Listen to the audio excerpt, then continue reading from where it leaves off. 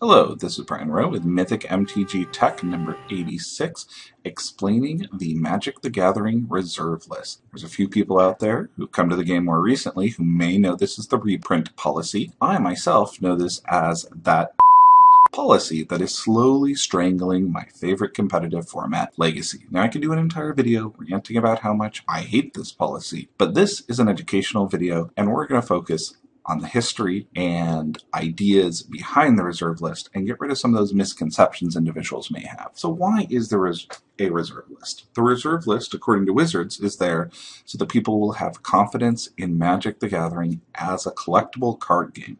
And it's a list of cards that will never be reprinted. The reason this list came about was Chronicles and Fallen Empires. There was a lot of concern when this white border set Chronicles came out that anything could be reprinted and would be reprinted very easily by Wizards. When Fallen Empires came out, there was a huge, giant print run that meant that these cards were virtually worthless for a long period of time. I remember going to sports card trading shows, because I worked in a sports card shop at the time that also sold Magic the Gathering, and seeing Fallen Empires boxes for as little as $20 to $30 in giant stacks that nobody could sell. Wizards printed a set in giant quantities, and they also reprinted some very popular cards from Legends that killed the value of those Legend cards. A lot of people were concerned whether they should put their money into Magic at all, and Wizards responded with the reprint policy. The reprint policy covers what are now some of the absolute most popular cards out there. All of the Power 9 is on the reserve list, not to be reprinted in paper. Bazaar of Baghdad, Tabernacle of Pendrell, and all of the dual lands are on the reserve list. Not everything on the reserve list, though, is good. These are two of the cards that are just terrible on the reserve list. I don't want to see these ever reprinted. It doesn't hurt my feelings to see them on the reserve list. Escaped Shapeshifter is clearly not a Morphling, and Sorrow's Path has to be the absolute worst land you can put in your deck. The only reason that I might put this in a deck is so that I can give it to my opponent somehow and then take over their turn, making them tap it multiple times, maybe with a Candelabra. The reserve list also used to have uncommons and commons. Things like Regrowth, Ice Storm, or Sinkhole were originally on the reserve list.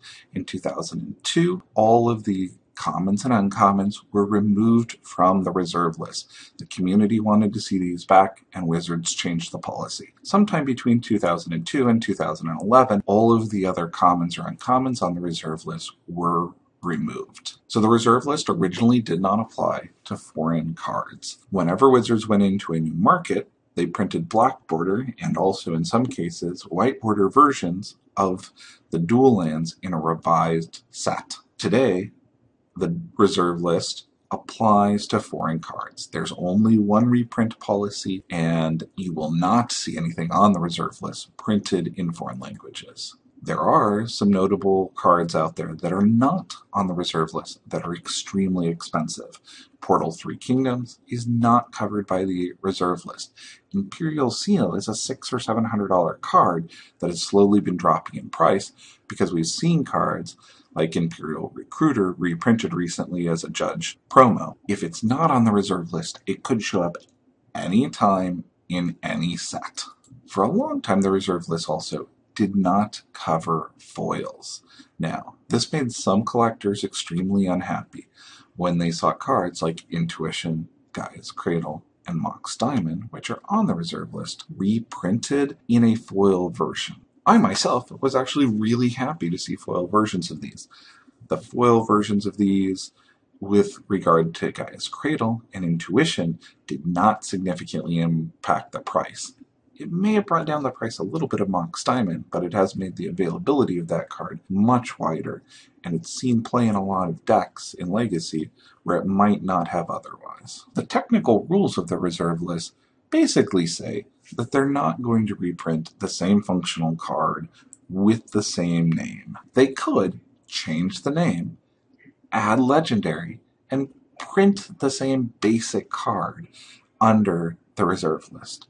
A lot of people think that sometime in the near future we may see Legendary dual lands. There's a lot of things that are not on the reserve list. Sneak Attack, Show and Tell, Force of Will, Mana Drain, Caracas, Wasteland. These are all cards that are hovering between $50 and $200 that continually are going up in price and could be reprinted at any point in time. I think Wizards is smart enough not to drop any of these into a core set or mass reprint them. They understand that Magic is a collectible game and that they could really destroy a lot of confidence in the collectability of the game if they drop these into a core set. But these cards I clearly could see in a future from the Vault, Arsenal, or other very limited release. And I would love to see that happen. We've seen it happen recently with Caracas, Show and Tell, and Sneak Attack as judge foils. Wasteland has even been reprinted a few times as a player reward and a judge foil.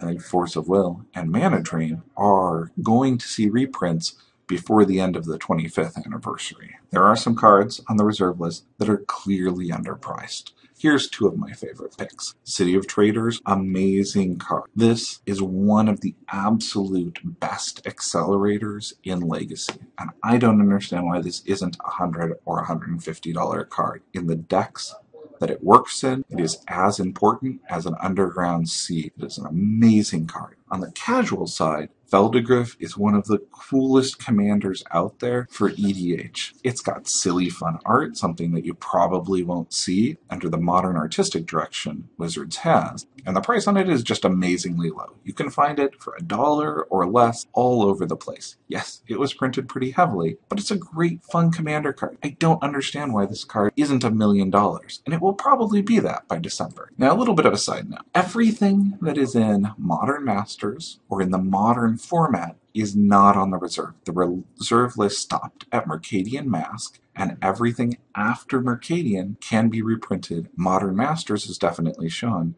that you can reprint some very expensive, very popular cards and still have that top tier retain value.